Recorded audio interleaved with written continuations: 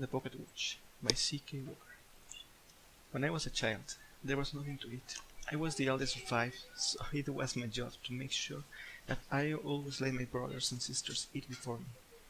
War was inching inward from the coast, and as it marched closer, our food grew scarcer. Animals fled the area, or were slaughtered and consumed in panic by other families in our village. My father was a wise, cautious man, and so we waited to slaughter our 2 chickens until the fall, when grass and tree bark had become too hard to find or inedible. The other families knew we had chickens, and father stayed up all night, every night to watch over them. He had to kill at least one boy from a neighbor town, who had to go mad with hunger and try to burn down our small home with a burning branch. When the chickens were not, the bones had grown brittle and porous from mother's many soups, my parents sent my 2 eldest siblings and I out to collect bugs and field mice for supper. We were hungry, but not quite starving, until one morning we woke to the first frost, and there was nothing alive left to eat. My parents began to discuss the inevitable. Perhaps my father should go to the coast and sell his father's pocket watch to one of the drunken but well-paid soldiers. It was the only thing we had of value, and the only family heirloom my father had to pass down to me.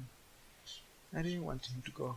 I was afraid war would arrive while he was gone, and I was too young and too weak to protect my mother and younger siblings. I begged him to stay, but he insisted it would be all right, and promised to be back within 2 weeks. I was so afraid, and when he and mother were outside preparing his satchel, I smashed the pocket watch under my foot and placed it back in my father's hard-boarded desk. My mother cried for days. Father did his best to comfort her, as I watched them peel the leather from my father's boots and boil the hide for dinner. The next night, mother found a dead rat and boiled away the disease with a new fallen snow from outside. And the evening after that, she filled our bellies with rat bones and more melted snow. My little brother, Albert, kept everyone awake at night, crying over his hunger.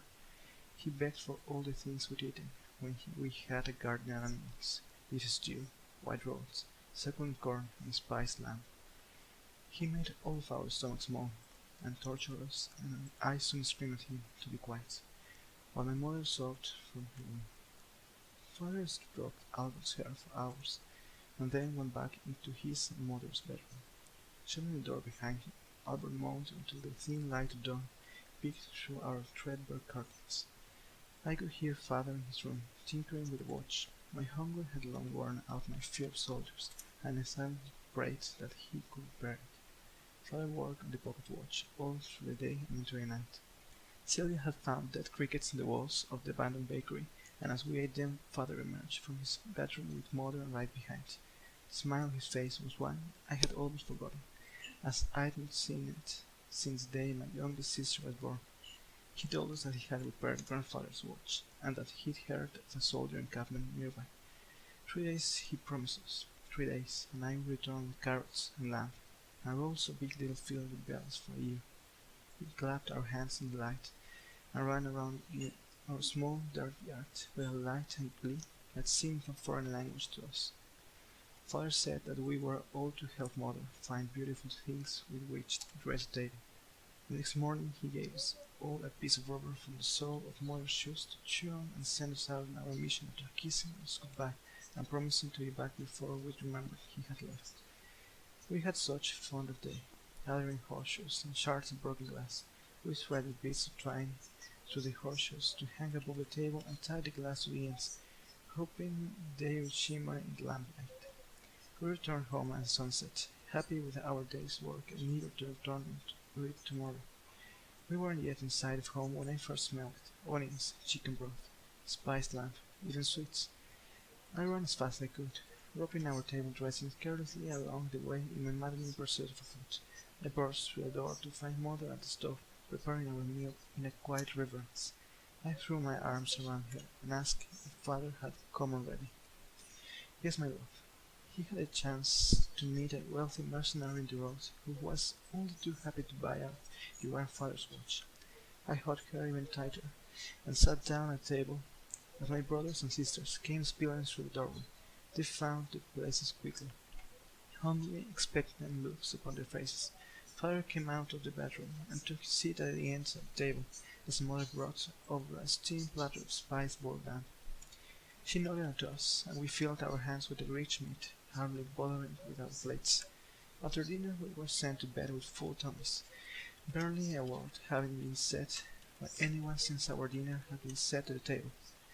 We ate our fill the next night, and then the next and the next, but as our food stock started to dwindle, so did Mother's health.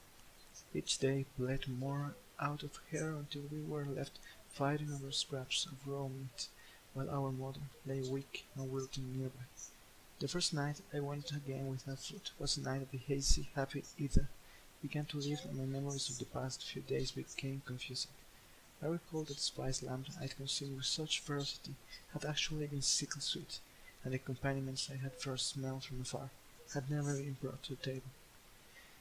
I couldn't remember Mother eating anything at all the days since Father had returned. Instead, she sat quietly next to us at the table, staring at the pile of grey meats we consumed with such fervor. And Father, I couldn't recall hearing his voice since the morning he had left for the soldering cabinet. His chair had sat empty night after night, and as the peripherals of my memory formed shape, I couldn't be entirely sure he'd even been there at all. At least, not since the morning he had cut pieces of rubber from Mother's shoes at table. Frightened and starved, I didn't find sleep until the darkest hour of night. The following morning, when Mother emerged from her room, I asked her where Father had gone. She told me he'd left to become a soldier and send us south to peel bark off the bushes in the forest. Father never returned.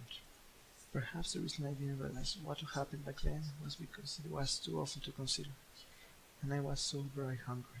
But Mother died a few days ago, and in death she thrust the truth upon me from her stuffed and meager possessions. I was bequeathed a small box that contained nothing more than a shiny broken pocket watch. Perhaps she wanted me to remember too. The only hope for our survival that I had smashed under my heel. My father's last loving hug before he sent us to collect dressings for the feast. The overly seasoned grey meat and the rancid smell that had begun wafting out from under Mother's door, becoming more pungent each day. My father sacrificed more for his family than most ever would. I used to lament that I had nothing to remember him by, no family heirloom to pass down to my own children. But now I have this pocket watch, the thing I cannot give to my children, not because the glass is shattered, not because the gears are cracked. I cannot part with the watch because it is a curse that I must bear, for the shiny, contorted metal has never lost the sickening smell of that sweet silver meat.